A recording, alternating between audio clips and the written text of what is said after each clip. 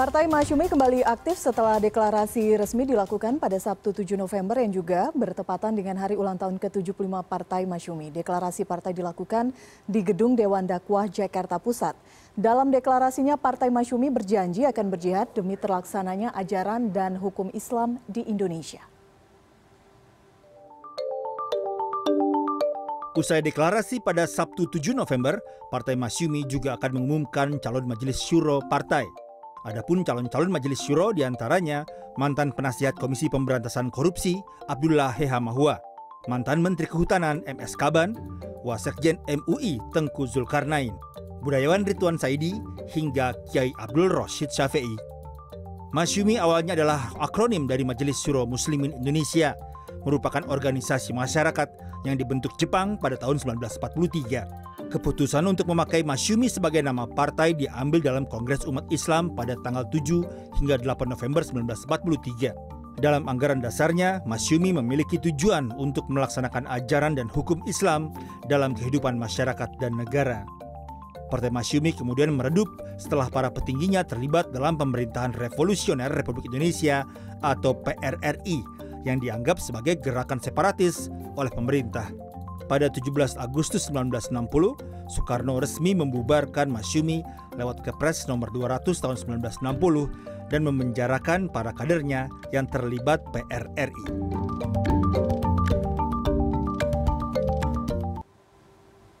Hari ini sejumlah petinggi Koalisi Aksi Menyelamatkan Indonesia atau KAMI dan sejumlah tokoh lainnya mendeklarasikan kembali aktifnya Partai Masyumi. Di era demokrasi liberal, Partai Lawas Masyumi pernah menjadi partai ideologis Islam yang cukup diperhitungkan di kancah perpolitikan Indonesia.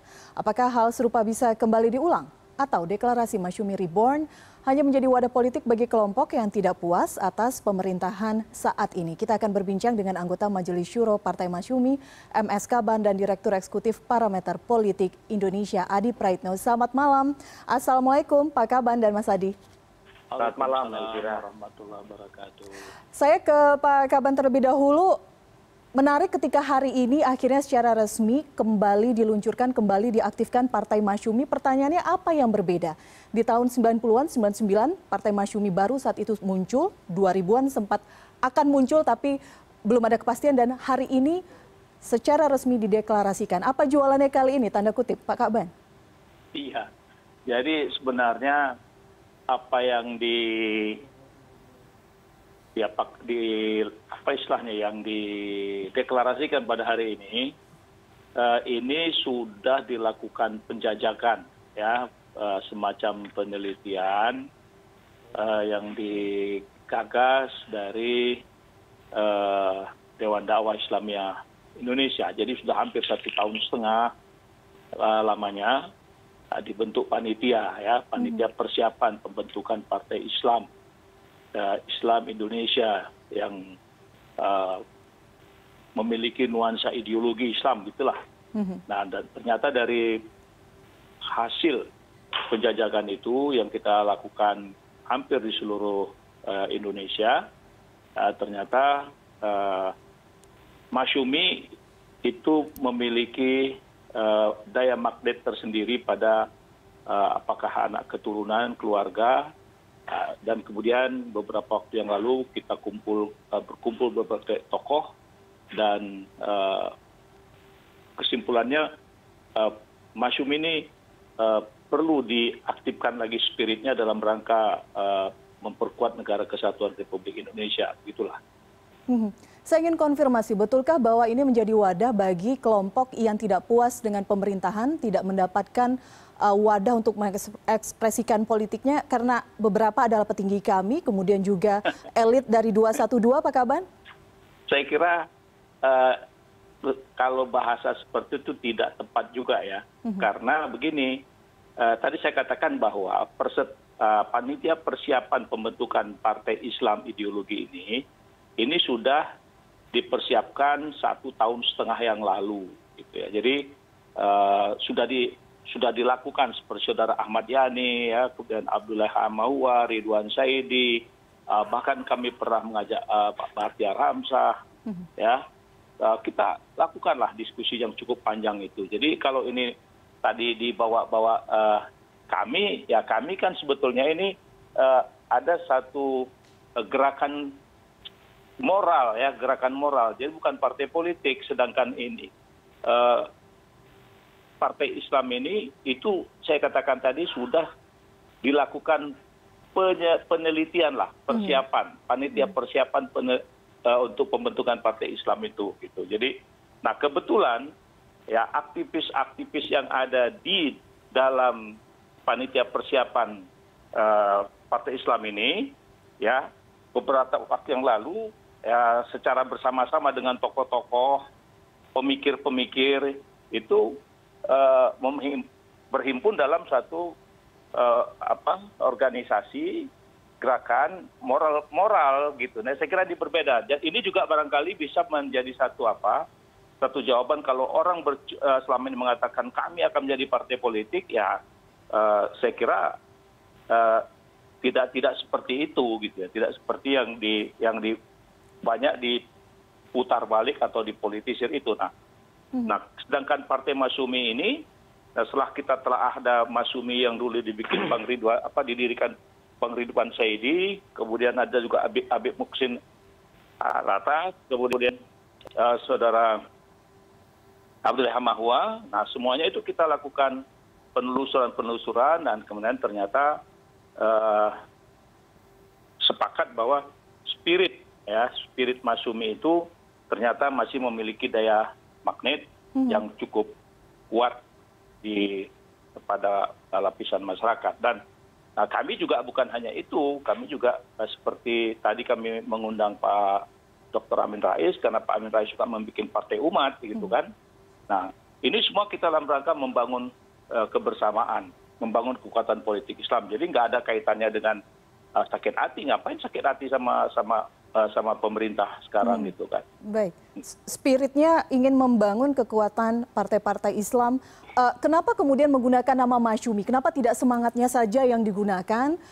Seperti tadi Pak Kaban katakan ini sudah ditelaah selama sekitar 1 tahun. Kenapa tidak menggunakan ataupun jualan tanda kutip dengan partai ataupun nama partai yang lain? Ya, kan kita sudah punya pengalaman ya. Kira di pengalaman yang panjang ya sejak tahun 1960 bagaimana Masyumi sebenarnya kalau mau lebih jujur Bung Karno memang akan membuat surat tapi sebelum surat Bung Karno itu sampai Masyumi membubarkan diri ya. Jadi sebetulnya ini ada satu gap sejarah yang harus dipahami oleh masyarakat. Jadi ketika tahun 1998 itu ada suasana yang begitu terbuka, lalu berdirilah partai-partai politik Islam. Nah, dan sekarang ternyata setelah kita dilihat perkembangan kita sekarang ini kan sekarang ini kan sepertinya ya kekuatan politik Islam itu ya semakin lama semakin dipersempit dengan nuansa-nuansa yang sungguh di tengah-tengah kehidupan kita bernegara hari ini, di mana Islamofobia seharusnya kan itu nggak perlu terjadi lagi karena kita kan sudah final dalam berkonstitusi, semua itu harus ditumbuh kembangkan dengan semangat kebersamaan bersamaan membangun Indonesia gitu. Baik, saya ke Mas Adi dulu, Pak Kaban. Menarik ketika melihat begitu banyaknya partai baru, partai umat sebelumnya sudah dideklarasikan oleh Amin Rais. Hari ini Partai Masyumi kembali dihidupkan. Mas Adi melihatnya bagaimana? Apakah peluang Masyumi cukup kuat atau ini hanya jualan nama saja? Ya, pertama begini Elvira, kalau melihat partai ID atau identitas kepartaian kita itu kan cukup rendah. Survei saya misalnya bulan Februari lalu menunjukkan hanya sekitar 10% orang yang menyatakan diri bagian dari partai politik tertentu. Kemudian Agustus lalu saya juga kebetulan survei, cuma tidak sempat dirilis karena COVID. Orang yang merasa menjadi bagian dari partai politik itu hanya sekitar 11%. Itu artinya sekitar kurang lebih 80% masyarakat itu ngambang. Mereka ini adalah swing yang iman politiknya masih belum kemana-mana. Jadi sebenarnya wajar kalau partai-partai baru ini bermunculan karena begitu banyak captive market politik yang bisa dikapitalisasi, bisa diolah untuk menjadi bagian dari konstituen mereka, termasuk apa yang dilakukan oleh Masyumi, Partai Umat gitu ya, ataupun Partai Gelora. Nah, cuman satu hal, masyarakat saat ini itu memang cukup alergi terhadap partai politik. Peran-peran mereka nyaris tidak pernah hadir, dan hanya hadir menjelang 5 tahun sekali saja. Bawa sembako, bawa kerudung, gitu ya, bawa logistik sebagai alat mobilisasi untuk mendapatkan dukungan. Nah, dalam konteks itulah sebenarnya Masyumi Rebound ini mendapat satu tantangan yang cukup besar ke depan akan seperti apa portofolio politiknya, sehingga bisa diterima oleh masyarakat. Yang kedua yang ingin saya katakan, munculnya Masyumi Rebound, saya kok menduga ini akan memunculkan satu ketegangan politik yang nggak berkesudahan. Terutama dengan kelompok-kelompok nasionalis yang memang belakangan agak sedikit alergi dengan istilah-istilah Islam itu. Apalagi misalnya, Masyumi ini ke dalam banyak hal memiliki satu sejarah yang tidak cukup baik di bangsa ini. Kalau dalam sejarah yang ditulis banyak ilmuwan, Masyumi ini kan dibubarkan. Bukan membubarkan diri seperti yang disampaikan oleh Bang Kaban. Kenapa dibubarkan? Karena banyak aktivisnya diduga terlibat dalam gerakan-gerakan separatis seperti PRRI, DII, dan seterusnya, dan seterusnya. Apalagi ada asas partai mereka yang mencoba untuk menerapkan hukum Islam dalam berbangsa dan bernegara. Ini yang saya sebut sebagai satu potensi terjadi gejolak politik, friksi-friksi yang mungkin akan semakin melebar, terutama dengan pihak-pihak nasionalis yang belakangan memang agak tidak terlampau nyaman dengan gerakan-gerakan Islam yang belakangan ini muncul gitu ya. Inilah yang saya kira ketegangan ideologi ke depan akan semakin kuat di tengah semakin banyaknya partai politik yang muncul. Apalagi misalnya kalau kita melihat pentolan Masyumi ini adalah kelompok-kelompok senior yang memang dalam framing politik itu cukup Islamis, memiliki satu narasi keislaman yang cukup kuat. Kalau ditangkap secara rata-rata ke umum, ya, misalnya Partai Umat ataupun Partai Masyumi Rebound, itu kan terkesan sangat anti terhadap partai sekuler, partai yang tidak ramah terhadap umat Islam, partai yang cenderung setuju dengan kriminalisasi terhadap ulama, dan seterusnya. Ini yang saya bilang, bahwa ke depan partai politik ini akan terjebak pada satu konflik ideologi yang cukup berkepanjangan. Ini bagus selama dikelola dalam bingkai demokrasi. Yang tidak bagus itu kalau kemudian muncul fatwa-fatwa saling mengkafirkan, menyalahkan, merasa dirinya paling benar sementara kelompok orang lain yang salah. Cukup sudah pemilu 2019 lalu melahirkan satu luka politik yang cukup luar biasa. Sehingga muncul statement kan ada partai setan, ada partai Allah, dan lain-lain. Saya kira politik itu urusan duniawi. Politik itu urusan how to get the power. Jadi politik itu bukan soal jalan masuk surga, tapi bagaimana jadi presiden, bagaimana anggota DPR, menjadi kepala daerah. Ini yang kemudian menjadi satu diskursus politik yang saya kira akan menarik ke depan kita cermati. Apakah betul munculnya Masyumi Rebound ini sebagai reinkarnasi, munculnya kembali semangat Islamisme, politik Islam di Indonesia, yang mencoba untuk membuat satu jarak politik dengan kelompok-kelompok nasionalis belakangan yang memang terlampau tidak happy dengan kelompok-kelompok Islam gitu ya. Ini penting sebenarnya bagaimana portofolio profiling Masyumi Rebound ini bisa mengaktualisasi satu gerakan politik mereka itu, apakah bisa diterima oleh masyarakat atau justru hanya melahirkan ketegangan politik yang tidak berkesudahan. Baik Mas Adi, nanti kita akan konfirmasi lagi kepada Pak Kaban karena sejauh ini memang baru deklarasi yang disampaikan dan secara resmi memang juga belum didaftarkan Kementerian Hukum dan HAM. Apakah betul Partai Masyumi baru ini kemudian anti partai sekuler, kemudian apa ideologi dasarnya? Nanti kita akan berbincang sesaat lagi, tetap bersama kami di CNN Indonesia Prime News.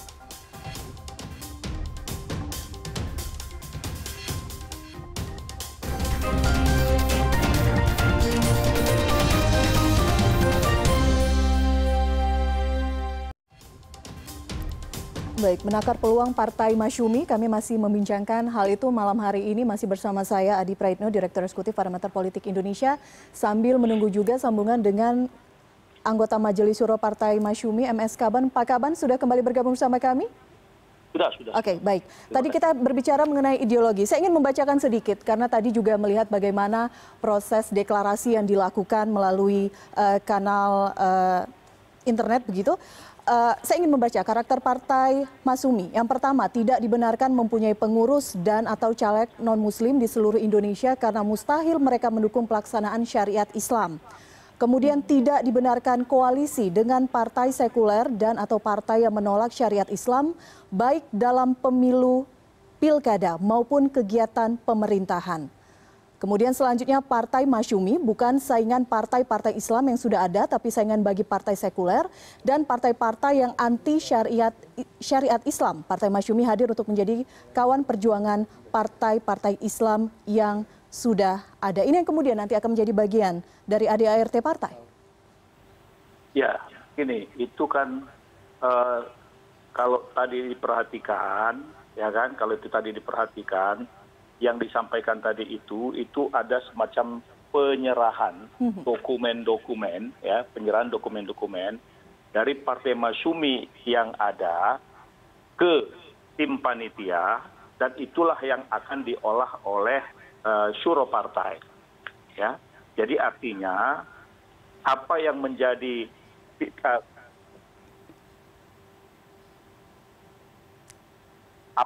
pikiran-pikiran yang sudah dituangkan tadi itu akan dioleh Majelis Syuro Partai dalam melihat itu secara utuh dalam konteks Indonesia. Karena Partai Masyumi tadi kan Partai Islam Indonesia, ya. Jadi partai ini adalah partai yang berada di Indonesia. Nah, kita tahu dalam konteks ber-Indonesia kita punya undang-undang, ya. Kita punya Undang-Undang Dasar 45, kita punya undang-undang partai politik, kita punya undang-undang bagaimana menjadi peserta pemilu dan sebagainya. Nah, tentu ini semua, ya kan, itu akan diolah oleh Majelis Syuro, ya. Apakah pikiran-pikiran yang tadi itu disampaikan itu istilahnya relevan atau dapat dilaksanakan karena kita tadi bahasanya adalah partai politik Islam di Indonesia. Karena kita ini harus tetap menghimpun spirit nasionalisme dan Islam dalam konteks bernegara. Nah, kalau kita kembali kepada prinsip dasar negara kita yang berdasarkan pada ketuhanan, ya sebenarnya apa yang dikatakan oleh Elvira tadi, sebenarnya kalau secara logikanya, kenapa harus terjadi pertentangan? Ya kan? Kenapa terjadi pertentangan itu? Bukankah itu sudah selesai? Ya, sudah selesai dalam perdebatan dan tertulis dalam Undang-Undang Dasar kita bernegara. Nah, apa yang terjadi sekarang seperti sebuah ketegangan sedemikian rupa itu karena memang sudah tidak lagi kita menjalankan arah bernegara ini seperti apa yang diamankan oleh konstitusi. Nah, harusnya pelajaran yang terjadi sejarah di masa yang lalu, ya walaupun saya sebenarnya tidak terlalu sepenuhnya setuju dengan pandangan Bung Elvira tentang masalah PRRI dan sebagainya itu, apalagi tadi dikaitkan dengan Kartosuwiryo, saya kira itu ada sejarah sendiri tentang kenapa Kartosuwiryo pada waktu itu seperti itu, dan toh Masyumi, ya kan, toh Masyumi pada waktu itu juga tetap bersikap terhadap NKRI, ya terhadap NKRI, apalagi bagaimana mosi integrasi Dr. Muhammad Nasir yang bahwasanya NKRI itu adalah cita-cita berdirinya negara Republik Indonesia. Jadi banyak hal yang masih dalam perdebatan secara akademik yang bisa kita jelaskan kepada publik, tapi dalam konteks berpartai ini saya kira kita ingin memperjuangkan apa yang menjadi aspirasi yang dimiliki para pendukung-pendukung Partai Islam Masyumi ini. Baik. Begitu juga saya kira dengan partai umat yang dikelola oleh Pak Amin Rais gitu ya. Baik. Jadi mohon maaf saya potong. Jika kita melihat begitu banyak partai Islam yang saat ini sudah juga mulai eksis tanda kutip ya, meskipun tadi Anda mengatakan progresnya belum maksimal. Apa yang membedakan Masyumi dengan partai-partai Islam yang lainnya? Ya, sudah tentu kan masyarakat Muslim itu kan saya kira semua orang sudah tahu dia memiliki katakanlah pemahaman pemikiran yang cukup beraneka, ya sesuai dengan manhajnya masing-masing, ya sesuai dengan mazhab politiknya masing-masing. Nah, sudah tentu ada penekanan tertentu, ya penekanan tertentu. Nah, apalagi kalau dilihat yang bergabung sekarang ini ada satu hal yang paling membedakan adalah kalau dulu semua ormas-ormas Islam itu mendukung Masyumi, sekarang adalah tokoh-tokoh para aktivis-aktivis yang dia bisa menjadi anak biologis, dia bisa menjadi anak ideologis, yang berhimpun membangun sebuah cita-cita bagaimana Indonesia ini dengan spirit Mukaddimah Undang-Undang Dasar 45 dan kemudian Islam sebagai komunitas masyarakat yang mayoritas wajar kan yang memperjuangkan aspirasinya sesuai dengan tantangan-tantangan bangsa yang akan dihadapi, misalnya masalah hutang luar negeri. Nah, saya kira Mas Yumi nanti punya perhatian yang besar bagaimana cara mengatasi hutang luar negeri ini. Ini kan bisa kita sosialisasikan sebagai sebuah perjuangan karena kita punya konsep bagaimana mengatasi hutang luar negeri ya dengan menghadapi sistem-sistem yang ada sekarang gitu kan. Jadi ada penekanan-penekanan. Saya tanya ke Jadi Mas. kalau dikatakan bahwasannya ini adalah kita memperjuangkan tadi masalah hukum-hukum Islam, bukankah selama ini banyak undang-undang kita itu yang selaras sesuai dengan hukum-hukum Islam, ya? So why not gitu? Oke. Itu tinggal bagaimana melaksanakannya. Nah, bagi kita memang undang-undang pidana yang sekarang ini peninggalan Belanda itu, ya kan? Nah, kalau kita perjuangkan ada nilai-nilai hukum-hukum yang kemudian lebih modern, lebih maju, lebih sesuai dengan kebutuhan masyarakat, kan sah-sah saja. Baik. Baik, saya ke Mas Adi, mendengar tadi tanggapan Pak Kaban, why not? Gimana Mas? Kalau saya sih dua hal, Elvira. Pertama, ada semacam ketakutan ketika jargon-jargon Islamisme itu dimunculkan ke ruang publik. Misalnya syariat Islam, hukum Islam, dan semacamnya. Ada kesan Indonesia itu akan kembali pada satu fase politik di mana perdebatan tentang ideologi Islam dan nasionalis itu cukup kuat. Dan yang dikhawatirkan gitu ya adalah Indonesia ini menjadi negara Islam yang dalam praktiknya itu menakutkan. Ada hukum rajam, potong tangan, dan seterusnya. Seperti di negara-negara Islam lainnya. Kan begitu sebenarnya. Ketika ada jargon-jargon Islamisme seperti syariat Islam dan hukum Islam itu ada dalam konsensus politik kita saat ini. Ini yang sepertinya yang saya sebut di awal bahwa akan semakin menyuburkan ketegangan-ketegangan politik dengan kelompok-kelompok nasionalis yang memang belakangan ini cukup alergi dengan terminologi Islam itu. Itu satu. Yang kedua, jangan sampai jargon-jargon Islam itu hanya nyaring di permukaan, hanya bagus yang ada dalam ADART. Dalam praktiknya itu sama dengan partai politik yang lainnya. Coba kita cek misalnya, Elvira dan Bang Kaban. Revisi Undang-Undang KPK. Semua partai politik bersekongkol untuk setuju. Tidak ada satu diferensiasi politik yang kemudian membedakan mana partai nasionalis dan partai Islam. Misalnya pada satu isu tentang politik dinasti. Semua sama tuh. Partai Islam, mau partai nasionalis atau nasionalis religius, sama mendukung adanya politik dinasti. Ataupun tentang politik uang, tentang mahar politik, tentang ekologi dan kerusakan sistem. Itu nyaris tidak ada membuat partai politik itu punya satu positioning yang cukup jelas. Kan percuma akhirnya punya jargon Islam. Percuma akhirnya punya jargon-jargon nasionalis. Kalau hal-hal yang sifatnya substansial di negara ini tidak menjadi harga mati.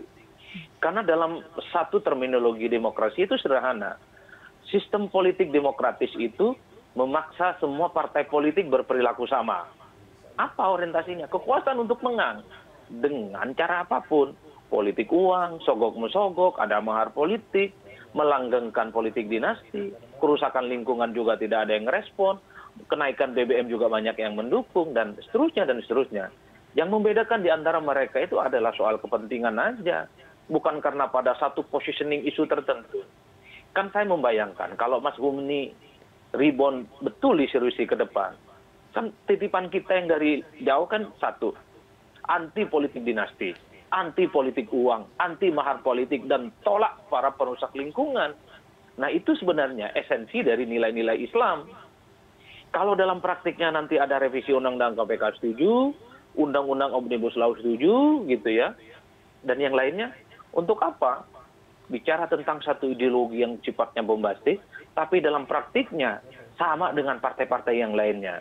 Ini yang saya kira, Elvira, menjadi penting bahwa partai-partai politik baru ini harus punya jenis kelamin politik yang berbeda dengan partai politik yang lainnya.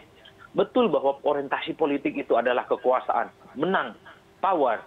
Tapi ingat, ada satu ideologi yang sebenarnya diperjuangkan, yaitu tentang idealisme menjaga keutuhan kebangsaan kita itu dari rangrongan para korupsi, dari ekologi yang kemudian semakin rusak dan semacamnya. Kita cek, karena semua hampir partai politik itu bermasalah dengan korupsi. Karena hampir semua partai politik di negara ini mentoleransi kerusakan-kerusakan yang ada di negara ini melalui perwakilan mereka tentu saja yang menjadi pejabat publik. Ini sepertinya yang harus menjadi PR kita bersama. Jangan sampai munculnya partai-partai baru ini hanya semacam artifisial dalam permukaan, tapi dalam praktiknya juga sama kok, ujung-ujungnya rebutan kekuasaan dan nggak peduli dengan suara-suara masyarakat. Sekarang kita tagih misalnya, siapa yang peduli terhadap persoalan corona? Adakah misalnya spanduk, baliho, dan bantuan-bantuan yang berlabelkan partai politik? Nyaris nggak ada. Ini yang saya khawatir, munculnya banyak partai politik, hanya menambah daftar begitu banyak partai-partai baru, tapi dalam proses aksentuasi, mereka ini tidak pernah hadir di tengah kesulitan hidup yang dihadapi oleh masyarakat. Mereka tidak pernah hadir dalam persoalan-persoalan besar kebangsaan. Coba bayangkan, demokrasi kita makin maju, partai politik semakin tumbuh hampir setiap tahun, tapi korupsi semakin menjadi-jadi, kerusakan lingkungan semakin terjadi di mana-mana. Praktik politik dinasti ini menyebar, bukan hanya di daerah-daerah, tapi juga sudah masuk pada level kekuasaan istana.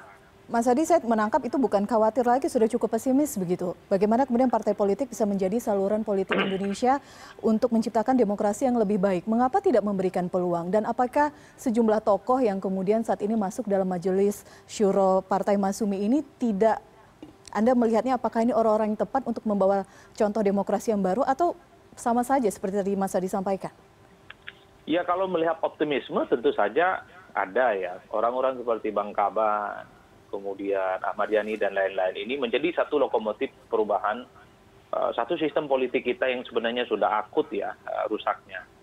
Bukan hanya soal kaderisasi yang tidak ada, tapi sistem politik yang kemudian menjadi mata rantai kekuasaan politik yang sukar untuk diselesaikan, Elvira.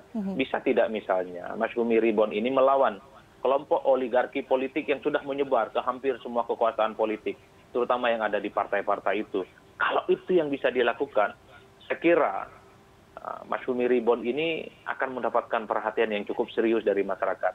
Tapi kalau tampilannya sama, tidak sangar misalnya kalau ada isu-isu korupsi, tidak sangar misalnya ketika ada politik dinasti dan politik uang, ya untuk apa bikin partai baru yang saya kira ambang batas parlemen kemungkinan besar akan dinaikkan untuk di 2024. Berat perjuangan bagi Masyumi Ribon tentu saja. Ini yang saya sebut bahwa harus ada satu jenis kelamin politik yang berbeda. Masyumi Ribon ini dengan yang lainnya. Jangan hanya nyaring pada persoalan ideologi, tapi tidak sangar dalam persoalan-persoalan keseriusan yang dihadapi bangsa saat ini. Itu saja sih poinnya. Baik, saya ke Bang Kaban. Ditantang tuh dengan perkataan apakah bisa cukup sangar, berbeda dengan partai yang lain, Pak Kaban?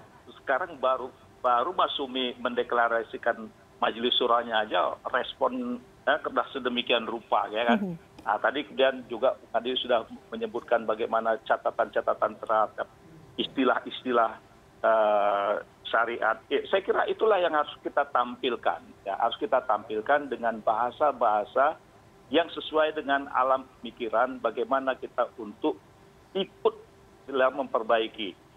Saya hampir 85% yang disampaikan tadi tentang kondisi yang ada sekarang itu saya sangat setuju. Betapa kita melihat bahwa partai-partai politik itu sepertinya tidak lagi melihat kepentingan dalam konteks kehidupan kita secara utuh dalam berbagai macam sistem. Nah, tapi satu hal juga bahwa partai-partai politik yang ada sekarang ini juga sudah menjadi korban dari sistem perundang-undangan yang dibuat sendiri. Ya, contoh tadi disebutkan dengan masalah threshold. Apa arti threshold yang ditingkatkan dalam konteks berdemokrasi? Bukankah itu akan menutup peluang-peluang? Kenapa kita tidak malu terhadap pemilu tahun 55 misalnya? Tahun 55 partai politik bisa ikut jadi peserta pemilu, kemudian ormas-ormas bisa menjadi peserta pemilu, individu bisa peserta pemilu, lalu dunia mencatat itu pemilu yang paling jujur. Nah sekarang dengan threshold sebenarnya sejak zaman Orde Baru kalau kita mau mengkritisi zaman Pak Harto, pemilu itu kan selalu dengan nuansa yang sudah seperti didesain. Partai A sekian persen, Partai B sekian persen, Partai A sekian puluh persen.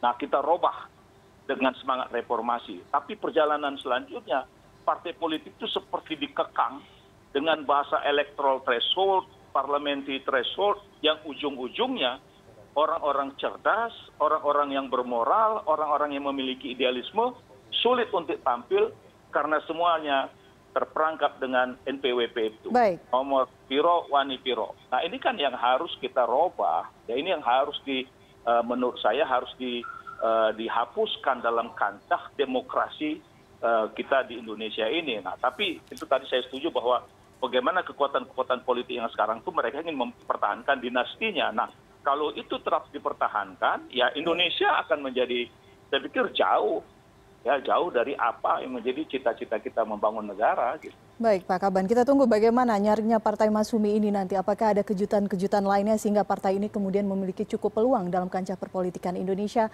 Pak Kaban, terima kasih. Mas Adi, terima kasih sudah berbincang bersama kami di CNN Indonesia Prime News. Selamat malam. CNN Indonesia Prime News akan segera kembali usai jeda, tetaplah bersama kami.